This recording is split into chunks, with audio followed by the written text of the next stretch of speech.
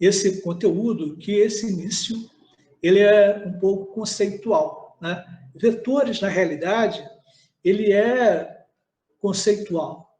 Então, nós temos que até esforçar um pouquinho para a gente poder compreender. Mas a primeira coisa que nós vamos analisar aqui, e que vocês vão também aí, de repente, grifar, é que vem falando sobre grandezas. E aí nós temos grandezas que são escalares e grandezas que nós chamamos de vetoriais. As grandezas escalares, que eu até vou botar em vermelhinho aqui, elas são, isso aqui é importante, hein? Elas são caracterizadas por um número e uma unidade correspondente. Por exemplo, 10 metros quadrados. Você tem um valor numérico, que é o 10, e uma unidade de medidas, que é o metro quadrado, que é a unidade de área. Certo? Uma outra grandeza escalar, o comprimento, por exemplo. Você tem 5 centímetros de comprimento. O 5 é um valor numérico e o centímetro é uma unidade de medida. 3 quilogramas de massa. O 3, um valor numérico, o quilograma, unidade de medida. Então, esses exemplos aqui são exemplos de grandezas que nós chamamos escalares. Ela só precisa de um valor numérico e uma unidade de medida. Agora, nós temos outras grandezas, que ele até vai citando como exemplo aqui, a unidade de força, por exemplo. Para caracterizar força ou velocidade, precisamos da direção, intensidade ou módulo e o sentido. Então, essas grandezas aqui que eu citei são grandezas vetoriais. Então, por exemplo, além de um valor numérico, que nós chamamos de módulo, certo? Eu preciso de uma direção e de um sentido. Então, na grandeza escalar, eu só precisava de duas coisas, um valor numérico e uma unidade de medida. E aí eu já caracterizava, certo? A informação, na realidade, ela já fica completa.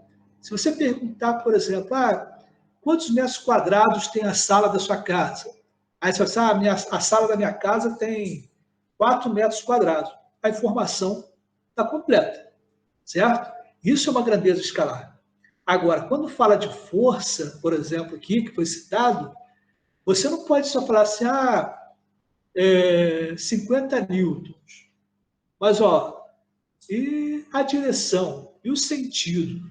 Porque a força, dependendo da direção e do sentido, ela vai ter uma aplicação diferente, certo? Então, é isso que nós vamos começar a ver aqui.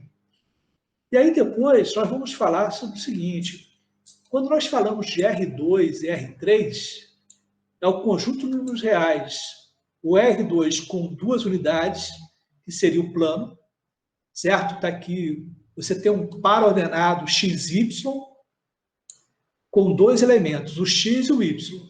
Então, você tem o R2, que é o plano, largura e comprimento, ok?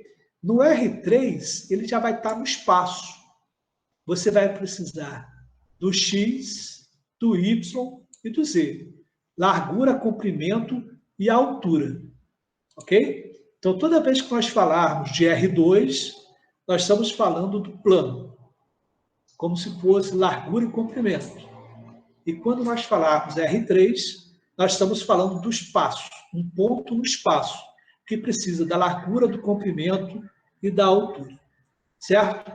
Muito bem. Então, olha, para finalizar aqui essa parte, ele vem falando assim, então, XY, que é o par ordenado, e XYZ, que é o terno ordenado, né? São as coordenadas de um ponto que marca uma posição no espaço ou de um vetor que define o deslocamento nesse espaço. Então, o par ordenado e o terno ordenado, ele tanto pode representar um ponto como um vetor, dependendo do que a gente estiver analisando. Então, aqui, por exemplo, olha, vamos ver o significado de 6,3 no R2. Por que esse 6,3 pertence ao R2? Porque você tem dois elementos aqui, um valor para x e um valor para y. E aí, vou aumentar um pouquinho aqui.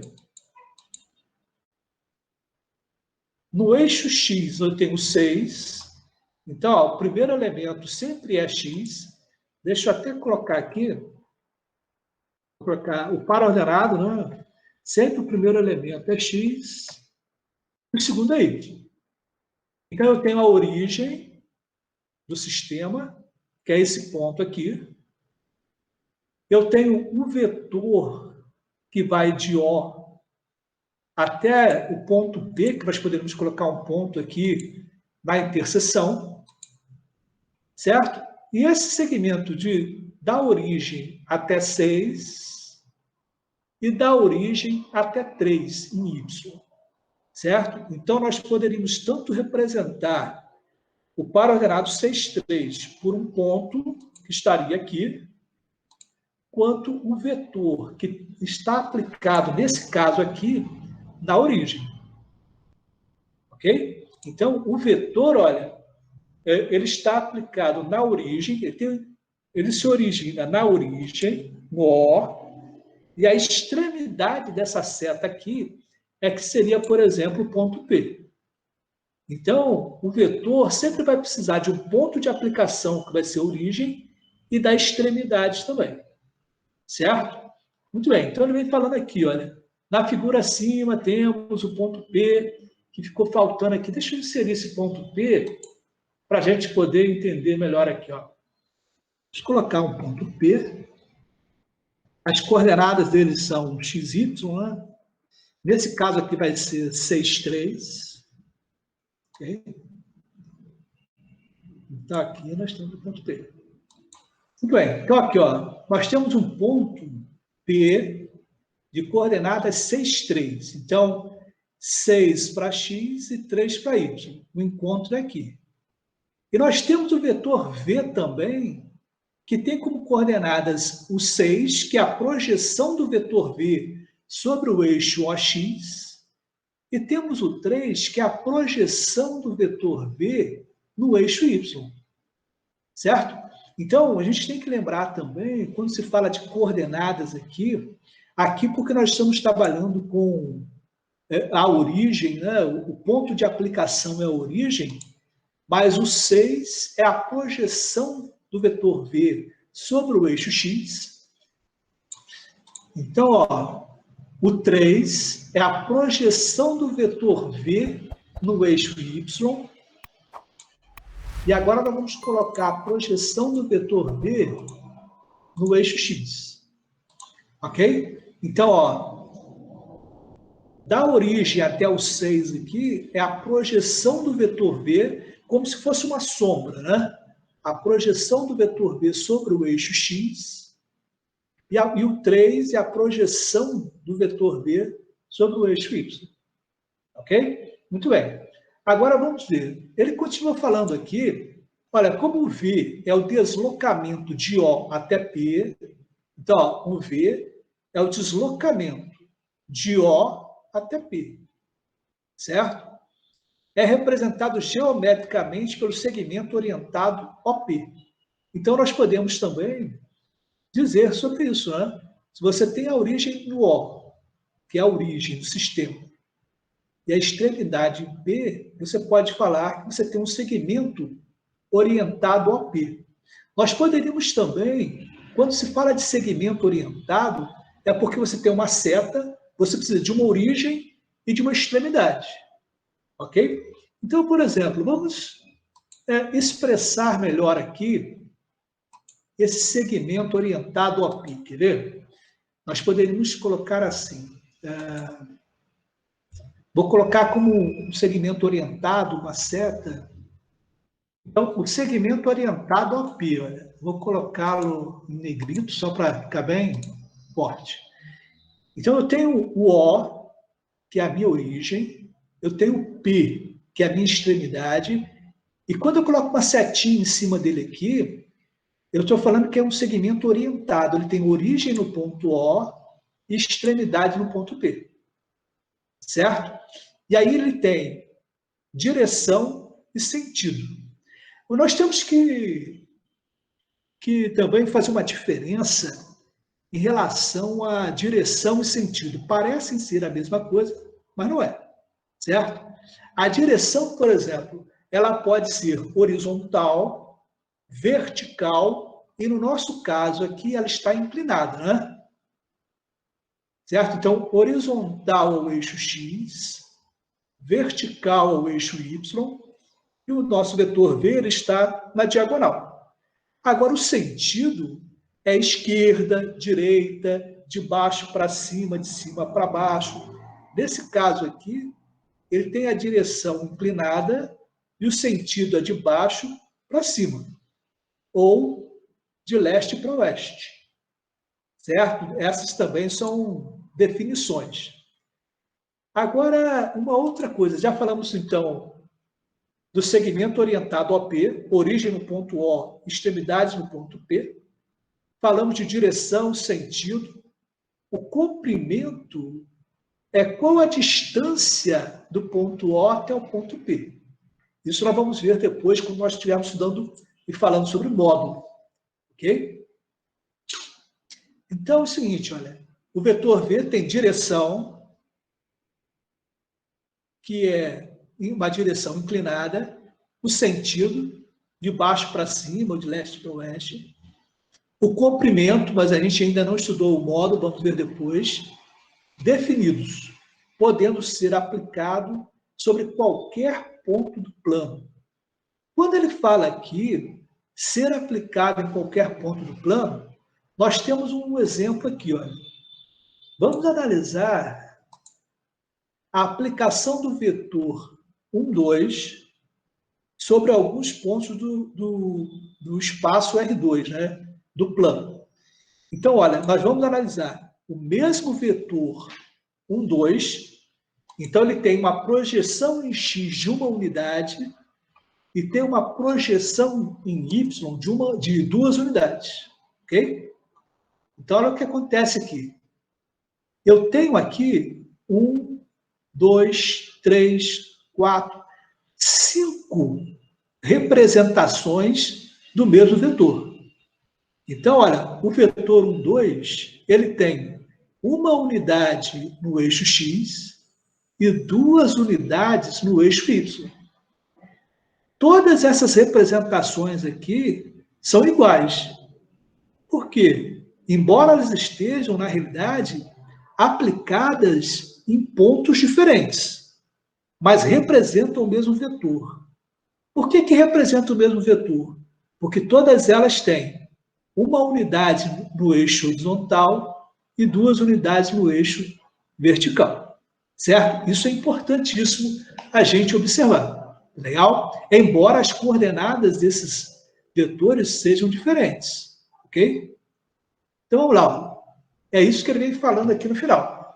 Neste caso, quer dizer, no caso que eu tenho 5 representações do mesmo vetor, dizemos que os segmentos orientados são representantes do mesmo vetor, pois expressam o mesmo deslocamento aplicado em pontos distintos.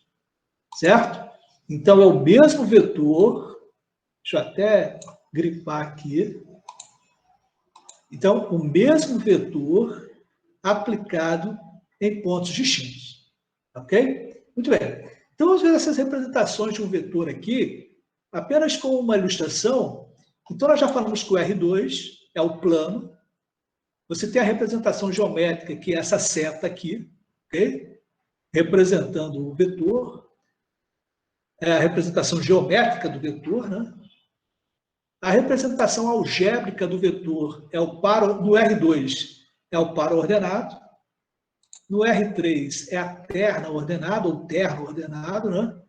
Quando fala ordenado, é porque eu tenho x e y, certo? Então, sempre vai ter que ser primeiro x e depois o y.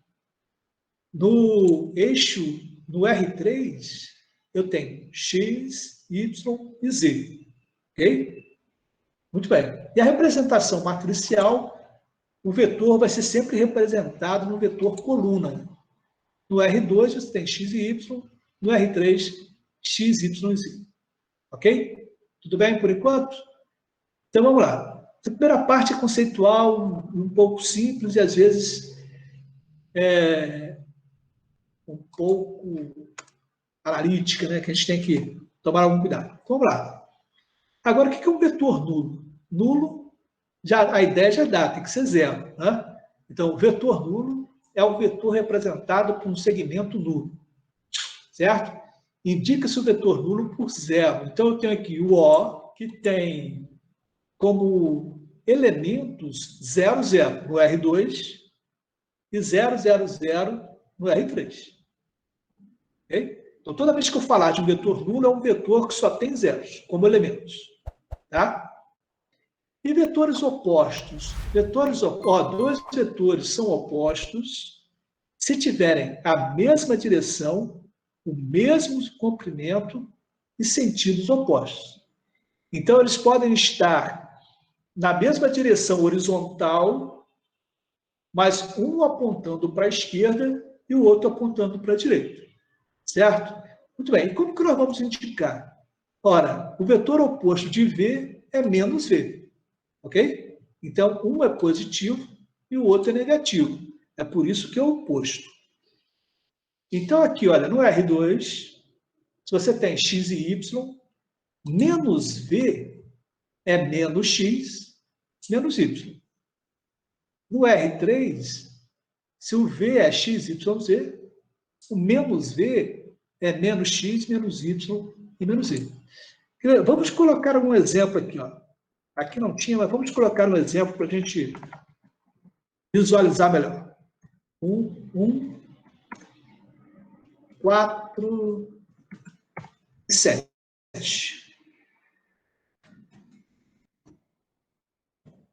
Menos V vai ser igual a menos 1, menos 4 e menos 7. Se nós tivéssemos um assim. 2, menos 5 e 8. Então, menos V seria igual a menos 2, a mais 5 e a menos 8. Ok? Então, aqui era negativo. O oposto dele vai ser positivo. Tá legal? Bem simples assim.